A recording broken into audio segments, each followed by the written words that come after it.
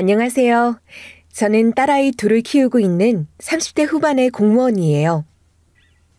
지금은 남편과 이혼한 상태이지만 한때는 저도 정말 사랑하는 사람과 함께 따뜻하고 안정적인 가정을 꾸리고 싶어서 많이 노력했었어요.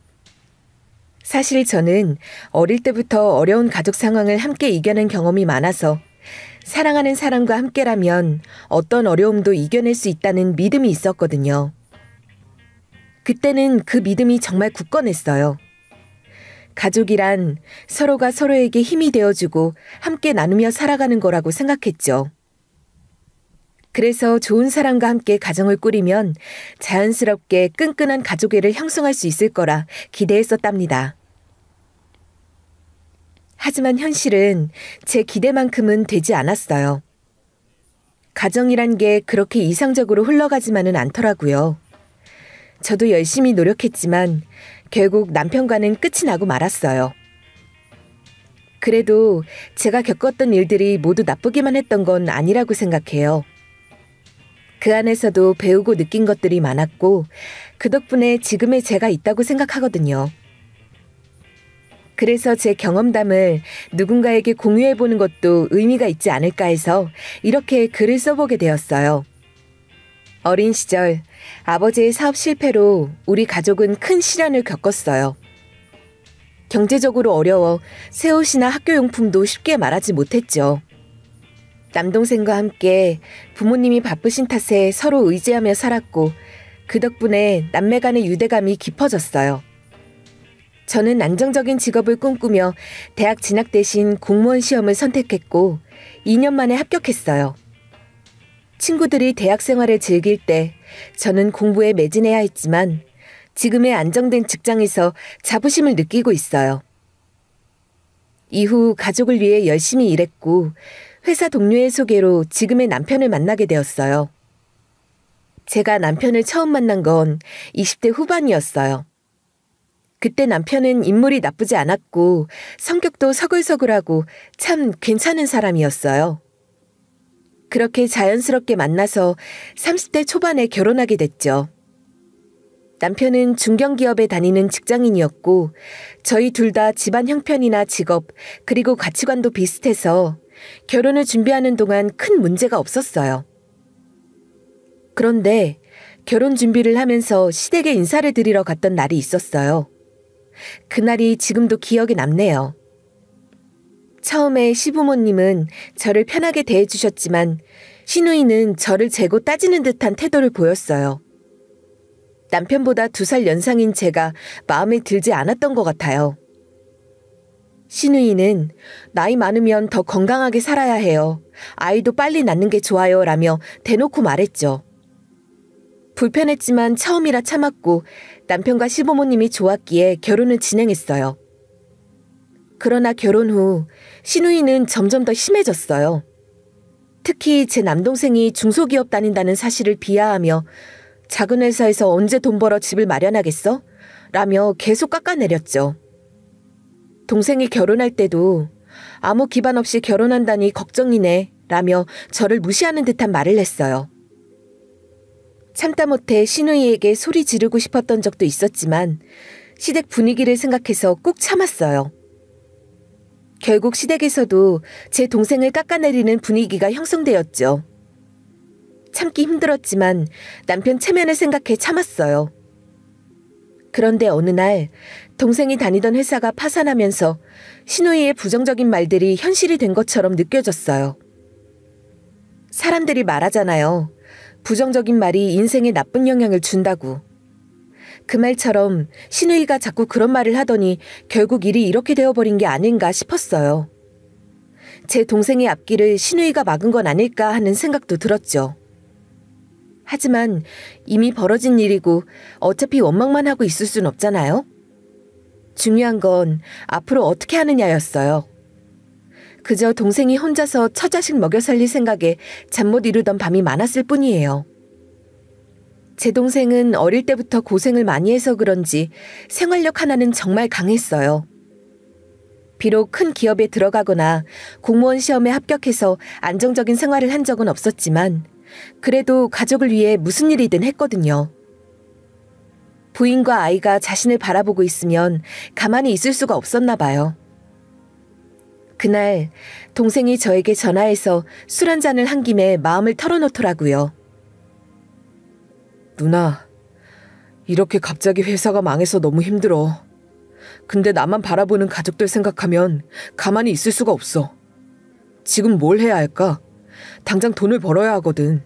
누나 같으면 뭘 하겠어? 저는 그 말을 듣고 너무 마음이 아팠지만 최대한 동생을 위로하려고 했어요. 일단 단기 아르바이트라도 하면서 이직 준비해봐. 아직 젊고 할 수 있는 게 많잖아. 그리고 힘들면 나한테 얘기해. 내가 뒤에서 옳게 모르게 조금씩 도와줄게. 나도 이제 호봉이 꽤 올라서 너 도울 여유는 있으니까 어려워하지 말고 얘기해. 그렇게 말하면서 동생을 안심시켰어요. 제 동생 성격에 도움을 청할 리가 없다는 걸 알아서 친정 엄마가 준 것처럼 생활비를 쥐어준 적도 있었어요. 동생이 그런 상황에 처한 게 너무 마음이 아팠고 시누이의 그릇된 말들이 자꾸 떠올라 더 힘들었지만 저는 동생을 위해서라도 강하게 버티기로 결심했어요. 동생이 당장 돈을 벌어야 했기 때문에 회사 취직만 고집할 수 없었어요. 그래서 처음에는 원동기 면허를 따더니 오토바이를 타고 배달 일을 시작하더라고요. 요즘 배달 음식을 시켜 먹는 사람이 많으니까 일단 배달 쪽으로 뛰어들면 수입이 지속될 거라고 생각하고 열심히 일을 시작했어요. 저는 속으로 많이 걱정했어요. 오토바이를 타다 사고라도 나면 어쩌나 싶어서 항상 마음을 졸였거든요. 겉으로는 티를 내지 않았지만 동생이 다치기라도 할까봐 불안한 마음을 감출 수 없었죠. 그래서 동생이 배달을 다녀올 때마다 무사히 돌아왔는지 확인하는 습관이 생길 정도였어요. 하루하루 무사히 일을 마치고 돌아오는 걸 보면 안심은 했지만 계속 이 일을 하다 보면 언제 사고가 날지 모른다는 생각이 늘 저를 불안하게 만들었어요. 그런데 얼마 지나지 않아 동생이 저에게 말하더라고요. 누나, 요즘에는 음식값도 많이 올랐고 배달료도 비싸서 사람들이 배달을 잘 안 시켜. 예전보다 일이 많이 줄어서 더 이상은 안 될 것 같아. 그래서 이제 택배 일을 해보려고. 해보니까 나도 할 수 있을 것 같아. 그리고는 제게 더 이상 생활비를 도와주지 않아도 된다고 했어요. 동생도 제가 친정엄마 핑계를 대며 자존심 상하지 않게 도와준다는 걸 눈치챘더라고요. 저도 동생이 이런 말을 할 줄은 알았지만 그래도 착하고 자존심 강한 동생이 혼자 힘으로 헤쳐나가겠다고 하는 모습이 대견했어요. 그래서 동생은 결국 택배 일을 시작하게 되었어요. 그런데 갑자기 옳게 건강이 나빠지면서 병원비가 더 많이 들게 되고 조카도 점점 크면서 생활비가 더 필요해지더라고요. 동생은 그 상황에서도 더욱 악착같이 일을 하면서 자기 가정을 지키려고 쉬지 않고 일했어요. 그 모습을 보면서 너무 대견스럽기도 했지만 한편으로는 안타깝기도 해서 어떻게든 동생을 더 도와주고 싶었어요. 저는 남편에게 남동생 이야기는 일부러 하지 않았어요. 남편이 시간이 지날수록 저에게 점점 더 소홀해졌고 시누이와 시댁 식구들한테 물들어서 그런지 점점 처남인 제 동생을 깎아내리더라고요. 처음에는 저한테만 조금 소홀해지나 싶었는데 점차 제 친정 식구들에 대해서도 비하하고 자기보다 못한 사람들처럼 취급하는 모습을 보니 실망스러웠어요. 솔직히 말해서 남편에 대한 감정은 이미 많이 식어버렸고 이제는 애들 때문에만 참고 사는 게 아닐까 하는 생각이 들 정도였어요. 그러던 어느 날 남편이 갑자기 저에게 전화를 했어요. 여보, 나 이번에 급하게 결정된 건데 퇴직하게 됐어. 사내 구조조정 때문에 나 말고 다른 사람들도 많이 그만두게 됐네. 당분간은 쉬다가 일자리 다시 구할 거니까 너무 걱정하지 마. 그 말을 들었을 때 저는 너무 당황스러웠어요. 남편이 다니던 회사는 나름 인지도 있는 중견기업이었고 부서도 탄탄해서 큰 문제가 없을 줄 알았거든요. 그런데 갑자기 퇴직이라니 정말 놀랐죠. 사실 저는 남편이 회사에서 일도 많이 못하고 연차만 쌓여서 연봉만 높아지니 결국 회사에서 적당히 퇴직금 주고 내보낸 게 아닐까 싶었어요. 그래서 그런지 남편에게 정이 더 떨어지더라고요.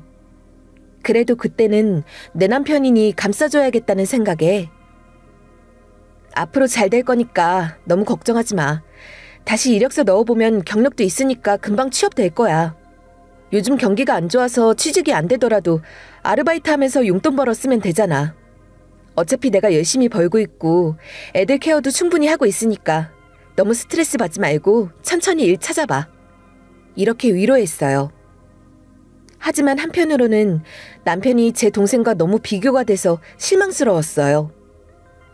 동생은 처자식 먹여 살리겠다고 죽어라 노력하는데 남편은 저만 믿고 아무 노력도 하지 않으니 그 모습에 너무 실망했거든요. 처음에는 저도 남편을 위로하고 다독여줬지만 그게 한두 번이지 몇 달이 지나도 변하는 게 없더라고요. 반년 가까이 남편은 집에서 빈둥거리기만 했어요. 제가 한 번씩 이력서 안 내봤어? 몇 달 동안 면접 보러 가는 걸 못 봤는데 이제는 슬슬 일 찾아야 하지 않을까? 힘들어도 다시 사회생활 해야지. 집에만 있으면 점점 더 늘어지고 나중에는 사람들하고 어울리기도 어려워져. 애들 생각해서라도 괜찮은 곳 있으면 좀 넣어봐. 너무 조건 따지지 말고. 라고 조심스럽게 말해봤어요. 그런데 남편은 오히려 화를 내면서 내가 노력 안 하는 거 아니잖아. 어제도 3군데 이력서 냈어. 붙으면 오늘이나 내일쯤 연락 오겠지. 왜 이렇게 보채는 거야? 당신은 공무원이니까 회사 다니는 사람들 고충을 모르잖아. 너무 편하게 생각하는 거 아니야? 그런 말을 들으니 점점 남편에 대한 실망이 커지기만 했어요. 남편은 구직 사이트에 접속해서 이력서를 몇 군데 내긴 하는데 그것도 마지못해 하는 것처럼 보였어요. 저는 공무원이 쉽게 된 게 아닌데 남편이 저한테 화만 내고 제가 남편의 고충을 모른다는 식으로 말하니 정말 지쳐갔어요. 그리고 저는 여태까지 맞벌이를 하면서도 집안일까지 다 했는데 남편은 집에 있으면서도 집안일에 전혀 신경을 쓰지 않더라고요. 제가 전업주부도 아닌데 집안일은 왜 저 혼자 해야 하냐는 생각이 점점 들었어요. 제가 남편에게 집에만 있으면서 집안일도 안 하고 애들도 안 봐주면 어떡하냐고 한 번씩 말해도 남편은 남자가 무슨 집안일이야. 나도 곧 일하러 나가면 집안일 신경 못 쓸 텐데 당신이 하던 대로 하면 안 돼? 라고 하더라고요. 정말 제 속을 뒤집어 놓았죠. 저는 남편이 다시 취직할 때까지 도와주려고 했는데 남편은 그걸 당연하게 여기면서 저에게 전혀 도움을 주지 않았어요. 남편이 집에서 빈둥거리다 보니 한 가지 좋은 점이 생겼어요. 남편이 점점 살도 찌고 무기력해지니까 시댁 식구들이 더는 제 동생과 남편을 비교하지 않게 된 거예요. 사실 그전에는 시어머니가 은근히 저한테 이렇게 말씀하시곤 했거든요. 얘야, 너도 밖에서 일하느라 힘든 건 알지만 그래도 가족들 식사는 잘 챙겨야 하는 거 알지? 아범도 든든하게 잘 먹어야 밖에서 힘도 나고 어깨도 펼 수 있지. 그리고 애들도 한창 클 나이인데 아무거나 먹이면 안 돼. 귀찮더라도 배달 음식 시켜 먹이지 말고 집밥 해서 먹여라. 이런 말씀을 하실 때마다 솔직히 스트레스를 많이 받았어요. 특히 제가 공무원으로 바쁘게 일하는 걸 다 아시면서도 남편 밥을 챙기라는 말만 하시니까 부담이 컸죠. 근데 남편이 반년 넘게 백수로 지내다 보니 시어머니도 저한테 그런 압박을 하시지 못하셨어요. 남편이 집에서만 있으니 오히려 본인들도 더 이상 뭐라고 할 말이 없었던 것 같아요. 시누이는 시어머니보다 더 심했어요. 거의 하루가 멀다 하고 저에게 전화를 걸어서 오늘은 내 동생한테 뭐 해줬어? 제철 음식 좀 해줘야지. 그래야 건강도 챙기지. 그리고 어른들 모시고 여행 간다고 했잖아. 그건 어떻게 됐어? 아무리 바빠도 시부모님은 며느리가 알아서 챙겨야지. 나는 친정 부모님도 챙기느라 눈치 보이니까 올케가 좀 나서서 눈치껏 챙겨드리면 좋겠는데. 이런 말들을 하면서 저를 압박했어요. 정말 누가 보면 시누이가 시어머니인 줄 알았을 거예요. 그런데 남편이 백수로 집에 있으면서 점점 무기력해지니까 시어머니도 시누이도 저에게 더는 무리한 요구를 할 수 없었어요. 남편이 집에서 빈둥거리는 꼴을 보니 저한테 남편 잘 챙기라는 말조차 꺼내지 못하게 된 거죠. 그나마 이 점은 저한테 다행스러웠어요. 하지만 그렇게 평온하던 어느 날 마치 잔잔한 호수에 큰 돌을 던진 것 같은 사건이 발생했어요. 남편이 갑자기 사업을 하겠다는 거예요. 여태껏 사업과는 거리가 멀었던 남편이 갑자기 무슨 바람이 들었는지 이해할 수 없었죠. 그동안 집에서 무기력하게 지내다가 이젠 뭔가 해보겠다는 의지가 생겼나 싶었어요. 저는 남편이 정말 사업을 할 수 있을지 의심스러웠어요. 그래서 남편에게 아니, 아무 자본도 없고 계획도 없는 것 같은데 무슨 사업을 하겠다는 거야? 신중하게 생각한 거 맞아? 그냥 충동적으로 시작하려는 거면 아예 하지 마. 괜히 잘못 시작했다가 큰일 날 수도 있어. 내 주변에도 사업하다가 힘들어진 사람들 많아. 걱정돼서 하는 말이니까 기분 나빠하지 말고 다시 생각해봐. 라고 뜯어 말렸어요. 그런데 남편은 오히려 저한테 나도 다 알아보고 하는 거야.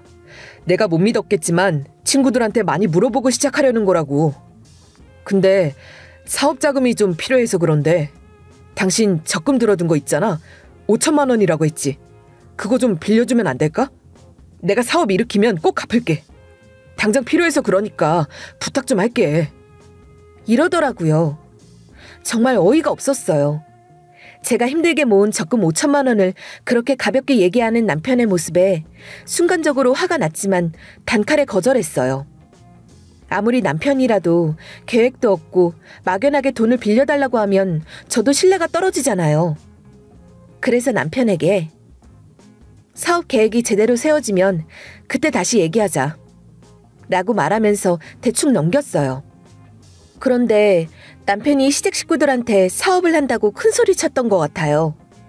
그러더니 어느 날부터 시댁 식구들이 남편의 사업 자금을 보태라며 저를 닥달하기 시작하더라고요.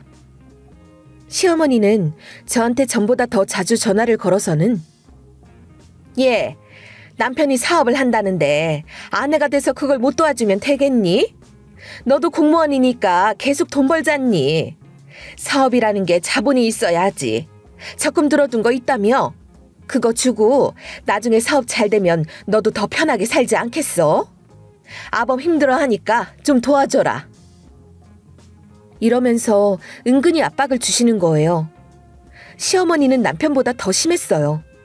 남편은 빌려달라고 했지만 시어머니는 그냥 주라고 하시니 더 부담스러웠어요. 시누이는 더 심했어요. 시누이는 저한테 옳게 남자가 큰일 하겠다는데 부인이 돼서 그거 하나 못 도와줘?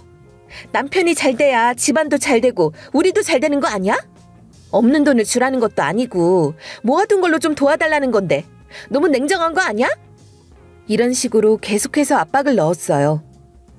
솔직히 시누이랑 나이 차이도 얼마 안 나거든요. 그런데 이렇게까지 구시대적인 생각을 가지고 있나 싶어서 속이 뒤집히더라고요. 80대 할머니도 이렇게 말하진 않을 것 같은데 시누이가 왜 이런 생각을 하고 있는지 이해할 수가 없었어요. 가끔은 시누이가 남편을 자식처럼 챙기는 모습을 보면 정말 화가 났어요. 그래서 시누이한테서 연락이 오면 짜증이 났지만 그렇다고 연락을 아예 받지 않을 수도 없으니까 계속 시달리며 지냈죠. 솔직히 말하면 시누이의 입장을 이해 못하는 건 아니었어요. 시어머니의 입장도 이해가 됐고요. 저도 자식 같은 남동생이 있고 그 동생이 실직했을 때 남몰래 도와줬던 기억이 있으니까요. 시댁 식구들 역시 남편이 안쓰럽고 도와주고 싶은 마음이겠죠. 남편이 몇 달 동안 아무것도 하지 않고 있으니 뭐라도 하겠다고 나선 남편을 돕고 싶어 했던 거예요. 물론 그 마음은 이해했어요. 하지만 그 방법이 문제였어요. 가족끼리 도와주는 건 좋은데 그걸 저에게 다 떠넘기고 강요하는 건 정말 힘들더라고요. 만약 시댁 식구들이 그토록 도와주고 싶었다면 저를 압박할 게 아니라 본인들이 나서서 도와줘야 하는 게 맞는 거잖아요. 하지만 시댁은 사업 자금을 지원할 만한 여력이 없었어요. 그런 걸 이미 다 알고 있었기 때문에 시댁 식구들이 저에게 도움을 요청하는 게 그리 놀랍진 않았어요.